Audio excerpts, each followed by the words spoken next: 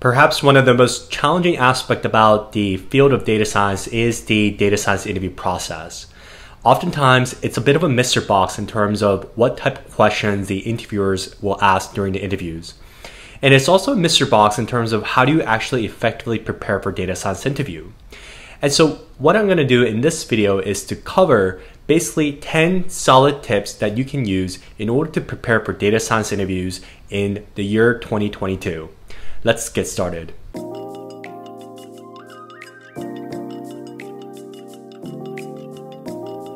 Hey everyone, I'm Dan, the founder of DataInterview.com, ex-Google and PayPal data scientist. In this video, I will share 10 solid tips that can help you effectively prepare for data science interviews. Now, these 10 tips are spread across 4 stages of the data science interview prep process. The first stage is the apply stage. This is when you have a resume and you make a submission of your resume to technical recruiters and job platforms such as Hire.com and LinkedIn. And then the second stage is basically the preparation. And this stage entails you to think about how you're going to effectively strategize and prepare for upcoming interviews. And the third stage is the performance stage. So this is a stage when you consider how you're going to effectively interact and provide responses to interview questions. And then the last stage is the evaluation stage. So the evaluation entails basically a self-assessment of how you are doing with your interview performance based on the current status of your interview process, whether you have an approval or rejections, and how should you think about the self-assessment as a way to improve your interviewing skills. When you start the interview process, the first thing that you want to have is a clear roadmap that serves as a GPS of what type of roles you want to achieve and how you're going to achieve it. In the roadmap itself, you want to address 3 key questions. The first question involves what type of jobs you are interested in. You want to make a list of type of jobs that you're interested in by looking at job posts available on LinkedIn.com, Hire.com, or any other job platforms. Make a list of that in a Word document and look at what are some of the commonality of skill sets and qualifications and see if they match with what your current background is and your level of interest. The second question you want to consider is your level of time commitment. Job hunting can in many ways be a full-time job on its own. It takes time thinking about what jobs you want and how to prepare for it, and coordinating meetings with interviewers and recruiters. So it is very important to think about if you were to start the job hunting process today and over the course of the next couple of weeks, what is the level of time commitment can I have in order to ensure that at the end of the job hunt, I'll be able to secure the job that I want. The third aspect that you want to consider is basically a study plan. Without a study plan, you're basically kind of entering interviews blindly. You want to have a clear study plan in terms of what are the topics you need to cover. For instance, if you're studying for the Meta Data Scientist interview, then you may want to study topics such as A/B testing, statistics, SQL, and some aspect of machine learning. And based on these topics, you want to self-assess what are the topics you're currently familiar with based on your background and also some personal research you might have done in the past, and what are some areas you need to start studying. So what I like to recommend is that I would recommend that you create a Word document that outlines these 3 key points in a page or 2. The second tip I like to provide is that you want to have a polished resume. When it comes to polishing resume, there are 3 tips I'll just briefly provide. And if you want additional details, you should definitely check out a video that I made a couple of weeks ago about creating an effective resume. The first tip I like to provide is that have a clean resume layout. Oftentimes, candidates feel the need to overqualify themselves with too many details. But the bottom line is that a lot of the recruiters and hiring managers who are bombarded with dozens and dozens of resumes on a weekly basis simply do not have the time to read all of the text on a word-by-word cases. And so it's very important to help them identify what is true signal and try to remove noises.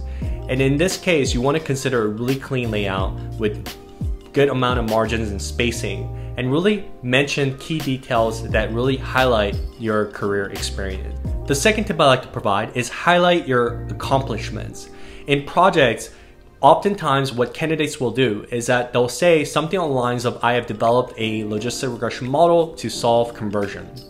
But this alone doesn't really provide sufficient information in terms of what was the business impact of the project that you have delivered. And this is an attribute that a lot of hiring managers often look for. Exactly what was the business impact that came from your project? And so really good rule of thumb when it comes to describing your projects in the bullet points of your work experience is to basically use the following formula, which is accomplish X as measured by Y by doing Z. So this formula provides a much more substance in terms of describing the projects that you worked on. The third tip I like to provide is mind the length of your resume. If your resume is more than 2 pages, you may want to consider trimming out details that are unnecessary. For most fresh graduates and professionals less than 10 years of experience, you really don't need a resume that is more than a page.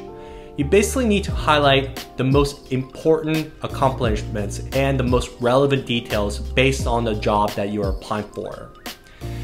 Now, there are cases, of course, where you might want to have 2 pages.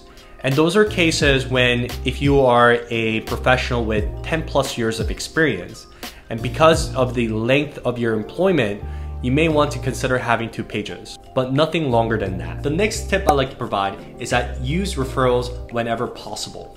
Referrals give boost to a candidate's profile. If you were to submit 2 resumes, one with the referral and one without the referral, the one with the referral is going to stand out the most. Because what referrals convey is that you've essentially been vouched by a person who currently works at the company that you want to work for. Now, if you don't have referrals, you could just submit your resumes through the regular process, or you could try to network with individuals who currently work there by leveraging your current connections or social media platforms like LinkedIn.com. The next stage in the interview process is the preparation stage. So this is when you have interviews lined up and you have to think about how you're going to effectively study for interviews. The first tip I like to share is having a list of foundational topics you need to study to basically prepare for data science interviews. Now, data science interviews can be often tricky because it covers a wide array of topics from statistics, machine learning, coding, and SQL. So it's often really confusing in terms of exactly what are the set of topics you need to study. And what I'd like to recommend is that regardless of whatever interviews are coming up, whether you're studying for a data science / product analytics role at Meta or machine learning engineering role at maybe Amazon, the foundational topics are often going to be consistent across different interviews. So that's why I created this document for anyone to access, which is the 100 key concepts to know for data science interviews. So what this contains is a set of topics within the statistics, machine learning, coding, and SQL, and crucial topics you need to study in order to effectively prepare for data science interviews. Now, these topics are often fair game regardless of whatever the roles. So what I recommend is that for each concept, create an index card, and on the back of that index card, write down the definition and be able to explain the concept in plain English. Now, this leads to my next point, which is using the Feynman method as a way to practice explaining key concepts. Feynman method is a study technique that requires you to explain a concept explicitly out loud. Interviews are verbal exercise. It's not a written exercise. And most often the candidates will look at a definition, they'll read it, but they don't really take the time to explain it in their own words. And you want to get in the habit of doing this because when it comes to interviews, the interviewer might ask you questions like, how is the logistic regression derived? What is the mathematics of it? What is the application of it? And you might be a little bit stumped, even though internally you might have some sense about what it is, you might have a hard time explaining it. So take the time to explain these key concepts using the Feynman method. So here's a quick little demonstration. Suppose that an interviewer asked me the following questions, which is, what is the difference of variance and bias? So what I would say is that the variance is the variability of the model prediction, and bias is a deviation of the model prediction from the actual values. There is a trade-off between the two such that variance and bias, if the variance increases, bias will decrease, and vice versa. And this has a lot to do with the flexibility of the model decision boundary. When you have a highly flexible model, basically you're more likely to overfit. And so you have a model that has high variability with decreased bias. Whereas if you have a model that is less flexible, then you're going to have a model that has less variability, but higher on the bias. So this is a trade-off that you want to consider when you are building a model and what type of model you want to build for the particular use cases. So this is a quick demonstration of how I use the Feynman method as a way to explain a concept and be able to deconstruct it. And I would recommend that you do all of this for all of the 100 topics you need to know for data science interviews. The third aspect of the preparation stage is to tailor your prep based on your upcoming interviews. If you have an interview coming up for the product analyst role at Meta, then you need to consider exactly what are the type of interview questions that they are going to ask based on the job description and some of the inputs that the interviewer provides. Oftentimes at large tech companies and well-established startups, they often have a PDF file, basically a prep guide in terms of what are the areas that you are going to be assessed on. And based on those areas, you want to brush up on the key concepts and some of the application business case problems in order to study for those effectively. So for instance, you have a product analyst interview coming up at Meta the following week, then the areas that you want to study for are A/B testing, some product modeling, basically incorporation of basic algorithms like the linear regression model, logistic regression model, K-means algorithm, and random forest. A couple other technical concepts such as SQL and probability and statistics. So when you have an interview coming up, make sure you tailor your prep based on the upcoming interviews. You've got your preparation down, and now you need to think about how you're going to perform well in interviews. When it comes to interviewing, it's a bit of an art of communication. You have to think about how you're going to approach it like a consultant. These are attributes that the interviewers are often looking for. When you're asked an open-ended case problem, such as how do you measure success on marketplace, do you approach the problem by giving a solution right off the bat, or do you try to understand the scope of the problem in terms of what is a business goal, who are the key audience, and then start providing a solution that way? So for instance, if the interviewer asks you the following question, which is how do you measure success on a marketplace, and immediately you start giving a list of metrics, let's just say the number of transactions, the number of revenue that is generated from advertisement clicks, then you're going in the wrong direction, because it shows you that when it comes down to actual projects that you'll be solving in Meta, you're not going to approach it by first of all understanding what is the problem that the client is facing, and rather you're just going to blindly propose a solution that might miss the mark. And so that's why it's important that when you are asked these business case problems, you start with some clarifying questions. So one thing you could perhaps clearly define is what is the meaning of success? So in this case problem, success could mean engagement, monetization, and acquisition. And the other aspect that you want to consider is also what is marketplace. Don't just assume that you can simply start listing metrics. The interviewers are also looking for your product knowledge. So you want to demonstrate that by clearly explaining what is the overall user journey of marketplace. So for instance, on marketplace, it's a two-sided marketplace where you have the buyers and the sellers. And on the buyer side, what they will do is if they have a particular item that they want to purchase, they go on marketplace, there's a search query, and there's also on the landing page itself, items that they can browse. And they'll basically search an item and then they'll click it. And on the product page, they can send a message to the seller to purchase the item. And on the seller side, they can post an item that they want to sell. So as you can see, I have just provided a product knowledge about marketplace. This serves me in two aspects. One, it helps demonstrate that I have understanding about what the product is. And two, it helps me brainstorm the metrics. So that's what's really important, that when it comes to business case problems, you want to start by clearly understanding the problem before you actually propose a solution. Now, if you're interested in learning how to crack business case problems like this, definitely check out datainterview.com. It contains courses on A/B testing, business case problems, and mock interview video recordings that will show you how to effectively respond to business case problems. The next tip I want to provide is that acknowledge what you don't know, but make the effort to try. When it comes to data science interviews, you're often going to face some interview questions that you just don't know how to answer. And that is okay if you don't know everything. Pretending to basically know what it is and then fumbling your way through is going to be much more costly than acknowledging what you don't know and actually making the attempt to answer it. The reason is that one, it shows you that you're willing to try. In real life data science projects, oftentimes you don't know what the solution is right off the bat. So the question to you is, if you don't know, are you just simply going to say you don't know and then you're going to give up, or are you going to make the effort to try? And that's something that the interviewers are looking for. Now let's talk about the evaluation stage. This is perhaps the most overlooked stage there is, because oftentimes people are focused on basically the initial sort of application, the preparation and performance, but they don't often think about how they're going to evaluate themselves in order to improve the way they engage interviews. Now, when it comes to evaluation, the first thing that you would think about is self-assessment. Self-assessment is highly important because it gives you some understanding, clarity about what is it that you're doing well and what is it that you need to improve in order to maximize the chance of doing well in interviews. Now, when it comes to self-assessment, think about the following 3 qualities. First of all, how is your communication?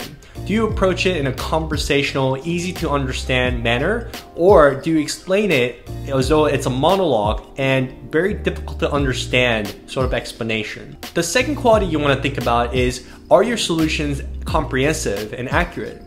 And lastly, you want to think about impression. Your impression matters. And so did you project the right positive qualities that shows that you're positive, that you're enthusiastic, and that you're willing to learn?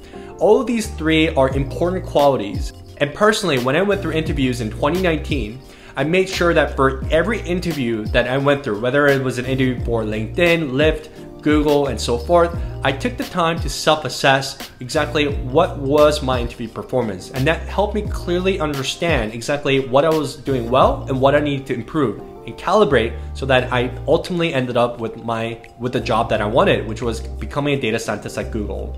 So ultimately, you want to gather as much information during your self-assessment as a way to basically help you clearly understand what is it that you're doing well and what are some areas you need to improve.